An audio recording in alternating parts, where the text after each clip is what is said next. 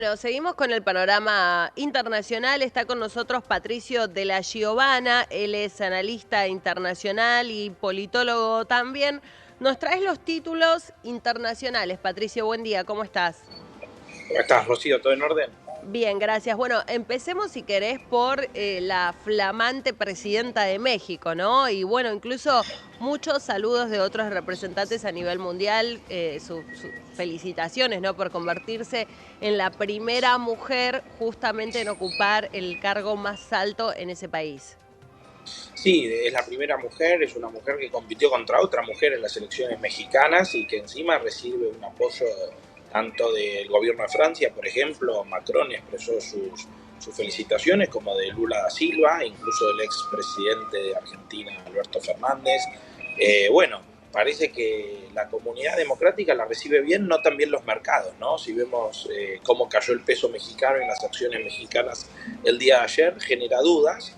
Eh, pero no generan dudas sus papeles, ¿no? Digo, estamos hablando de una física con un doctorado, que hizo su postdoctorado en la Universidad de Berkeley en California. Estamos hablando de una persona ampliamente formada, fue secretaria de Ambiente de la Ciudad de México cuando López Obrador fue alcalde. O sea, estamos hablando de una persona muy seria. Así que hay que recibirla como, yo creo que como una buena noticia y darle tiempo. Como ¿Por todo presidente electo hay qué? que darle tiempo. ¿Por qué, Patricio, pasó esto con el mercado mexicano? ¿Cómo, digo, sin tener tal vez suficiente información sobre la situación de allí, pero es todo un título, ¿no? Que se haya derrumbado la bolsa allí hasta un 6%.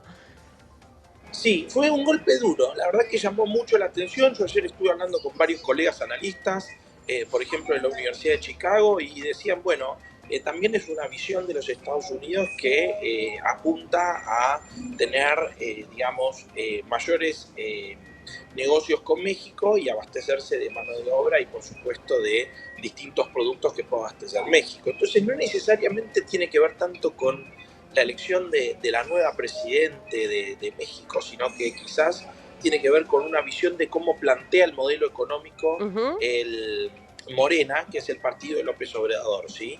Entonces me parece que va por ese lado. También hay que pensar, Rocío, que en los últimos años el peso mexicano se apreció muchísimo. Entonces ya era hora de que empezara a compensar una apreciación tan grande que estaba teniendo.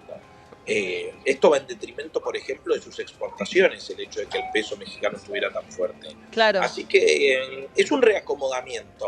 Veremos qué pasa en los próximos meses y qué medidas económicas se toman y cuál es la posición de Estados Unidos, si gana Trump o si gana Biden. Si gana Ujú. Biden vamos a tener una mayor cercanía con la presidenta electa de México. Si gana Trump, habría que ir con cuidado. Claro, un poco vos hablabas del perfil de ella. ¿En qué momento llega a este cargo? ¿En qué momento de México llega también? Bueno, es una buena pregunta. Llega en un momento donde económicamente podemos decir que está bien México, podemos decir que hay una economía bastante sólida dentro de todo, Ujú. veamos el futuro, pero también lo que vemos es que el López Obrador no hizo nada en lo que concierne al narcotráfico.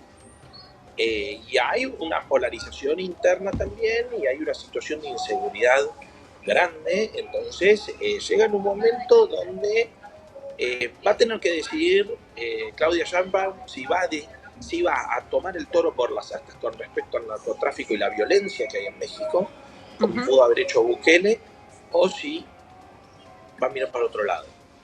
Es el mayor desafío, ¿te parece ese, Patricio?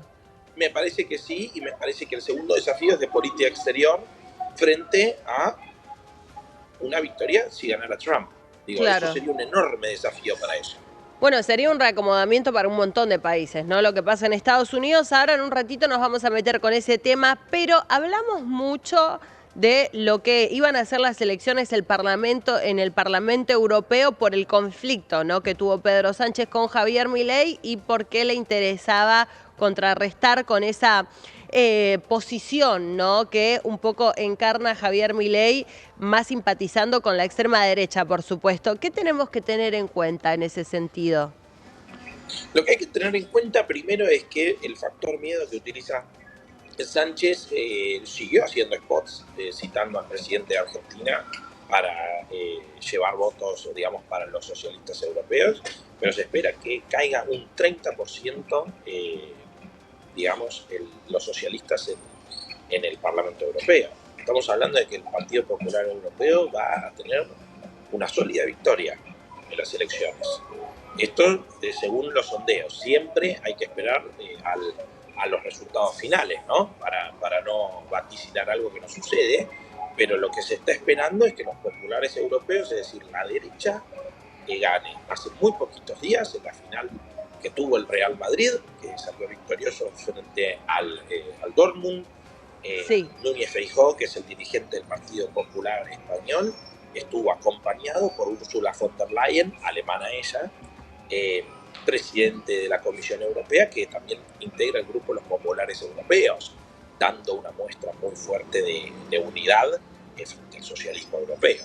Claro, claro. ¿Y qué similitudes podríamos encontrar en el discurso de la extrema derecha europea respecto, por ejemplo, del discurso de Javier Milei? Porque hay también cierta diferencia, por ejemplo, de lo que pasa con la figura de la nación, ¿no? Del nacionalismo y cuál es el control o la legitimidad que tiene el Estado, ¿no? Para operar en determinadas áreas. Eso yo lo vería como una de las principales diferencias. ¿Qué te parece eso y qué otras encontrás también? Totalmente de acuerdo con vos, Rocío. Yo creo que una de las grandes diferencias es que la visión, digamos, del presidente Milei no es un nacionalista de extrema derecha, es un liberal más bien anarcocapitalista. Entonces, en ese sentido, el nacionalismo típico de extrema derecha promueve un Estado muy fuerte, grande, mientras que, digamos, la visión más liberal es un Estado pequeño y reducido y muy poco presente. Sumado a eso, lo que vas a encontrar es que va a haber determinadas agendas que yo creo que, por ejemplo, el presidente de Argentina no las va a tocar porque, por ejemplo, la extrema derecha quiere revisar el divorcio y los liberales todo lo contrario. Los liberales consideran que el matrimonio de por sí es un contrato entre partes, lo dijo Milei. Milei dijo, si uno quiere casarse con un perro, digamos, es un contrato entre partes, ¿no? Lo dijo él, estoy citando. Entonces ahí hay una visión donde hay una diferencia enorme en la visión social, ¿sí? Que tiene la extrema derecha y la que tiene, digamos, la visión más liberal y anárquica. Es muy distinta. Mientras el liberalismo te dice, mira, mientras lo que vos hagas a mí no me molestes, hace lo que quieras. La extrema derecha es muy distinta en ese sentido. Claro, claro. ¿Quién es Javier Milei para estos líderes? No, digo, con estos encuentros que mantuvo durante su gira en los Estados Unidos, con los que ahora tendrá, con los que tuvo también en España, con los que va a tener el próximo mes cuando se reúna con Macron. ¿Quién es Javier Milei para estos líderes mundiales? Él dijo, yo soy en este momento el representante, ¿no?, de la libertad a nivel mundial. ¿Es realmente así? ¿Eso lo ven así las otras figuras importantes?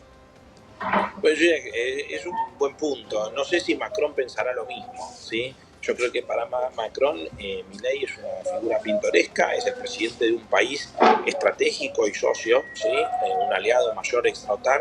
Eso lo tiene muy presente Macron, pero también sabe que no necesariamente es la persona con la cual se siente más identificada. Claro. Pero si vos mirás otros líderes de derecha, por ahí Javier Milei representa un vocero de la libertad frente al comunismo, tranquilamente.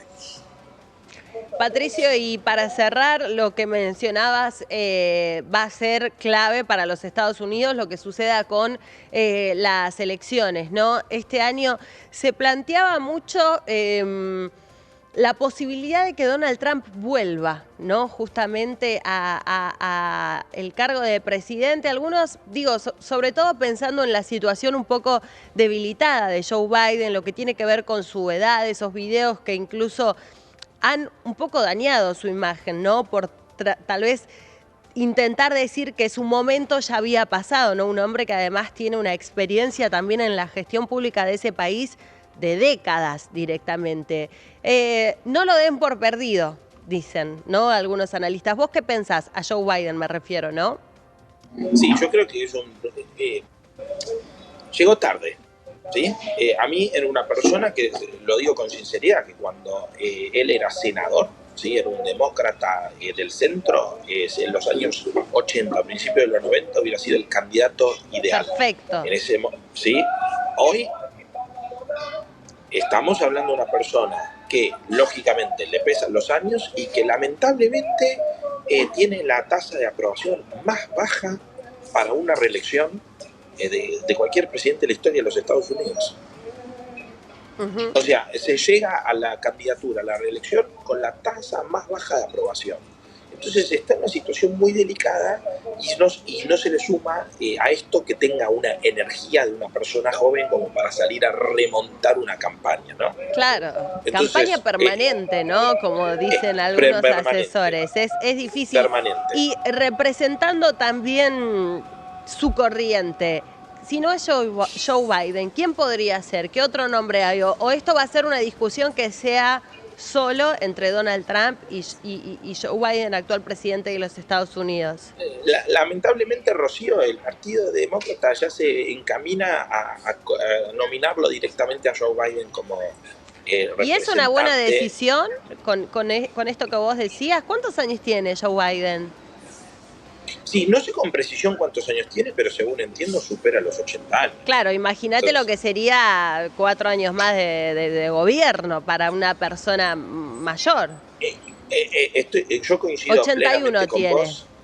Bueno, ahí estamos, perfecto. Entonces, yo coincido con vos y te voy a agregar una cosa. El problema es que el Partido Demócrata no tiene candidatos hoy. Ese es el problema. No tiene que ver con decir Joe Biden. Yo creo que si hubiera aparecido, por ejemplo, otros candidatos como fue el candidato a vice que tuvo Hillary Clinton, que era Tim Kaine, en su momento, u otras figuras del Partido Demócrata, como en su momento fue Bill Clinton, que fue una renovación, o Jimmy Carter, tranquilamente Joe Biden no hubiera sido reelegido como candidato del Partido Demócrata. Hoy no hay candidatos. ¿Mejora eso la situación de Donald Trump? La mejora, pero acaba de tener una condena.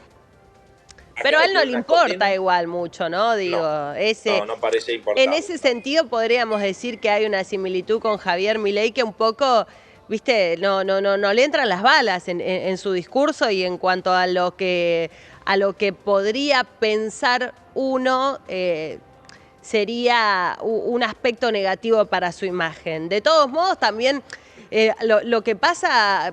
A ver, corregime vos, lo que le pasa a Donald Trump es parecido a lo que le pasa a un montón de líderes mundiales que han tenido fuertes seguidores, pero también tienen una fuerte oposición que antes de a él prefieren a cualquiera directamente, ¿no? Entonces ahí es cuando algunos todavía ponen algunos interrogantes sobre lo que pueda suceder. Lo que le pasa a Javier Milei y a Donald Trump es lo mismo que le pasó en el 79-80 a Margaret Thatcher.